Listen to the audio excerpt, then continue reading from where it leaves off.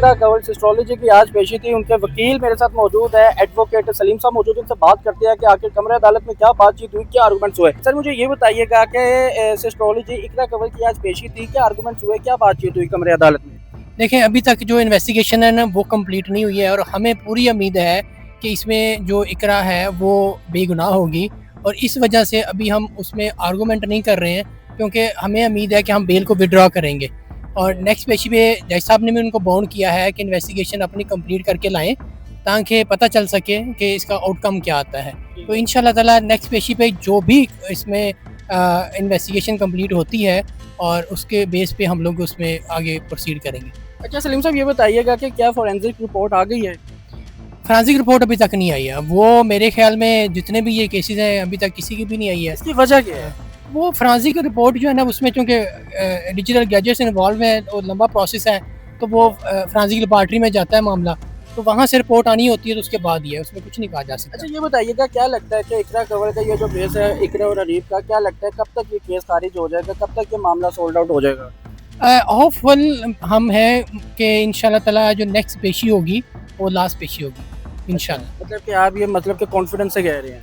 मैं इस वजह से कह रहा हूँ कि इस दफ़ा जज साहब ने बाउंड किया है एनसीसीए को कि आप अपनी इन्वेस्टिगेशन कंप्लीट करके लाएं। फोरेंसिक रिपोर्ट आती है या नहीं आती, उनकी अपनी फाइंडिंग क्या है, उसके बारे में कोर्ट को आके असिस्ट करें।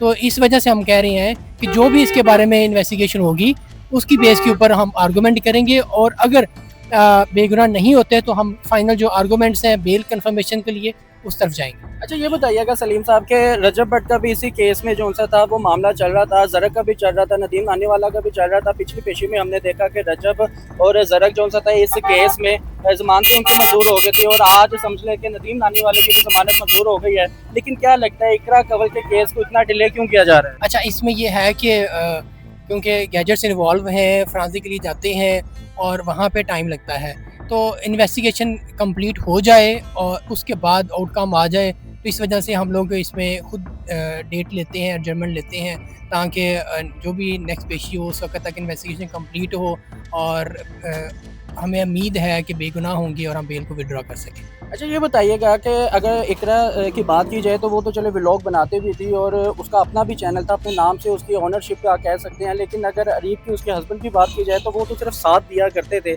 तो ये बताइएगा कि उनके केस की क्या नौयत है और वो कब उनका केस जो है वो तकमील तक पहुँचेगा? अच्छा, वो जहाँ तक अरीब की बात है वो तो बिल्कुल भी बेगुनाह है, उनका तो मसला ही कोई नहीं है। उनको तो बाद में सप्लीमेंट्री स्टेटमेंट में उन्होंने शामिल किया था और जितने भी डक्की के व्लॉग्स हैं जो इसमें लिंक्स दिए गए हैं उनको आप उठा के देखेंगे तो किसी जगह पे भी वो नहीं है। और ये कहा गया कि उन्होंने मामनत की है तो वो तो साबित करना पड़ेगा एनसीसीए को भाई कहाँ पे मामनत की है। तो वो इस वजह से हम कह रहे हैं कि उनकी फाइंडिंग आ जाए एक दफ़ा एनसीसी वालों की और हमें जो है वो 100% हम श्योर हैं कि उनका कोई रोल ही नहीं है और वो बेगुनाह होंगे और इस वजह से हम उसको बेल को जो है विड्रॉ करेंगे। सलीम साहब ये बताइएगा इकरा कंवल की पासपोर्ट कंट्रोल से नाम निकल गया है, क्या इम्प्लीमेंटेशन इस पर होने जा रहा है अब? देखिए, इसके बारे में कुछ भी नहीं कहा जा सकता और हमने एप्लीकेशन दी हुई है कि अगर नाम है तो उसको निकाला जाए।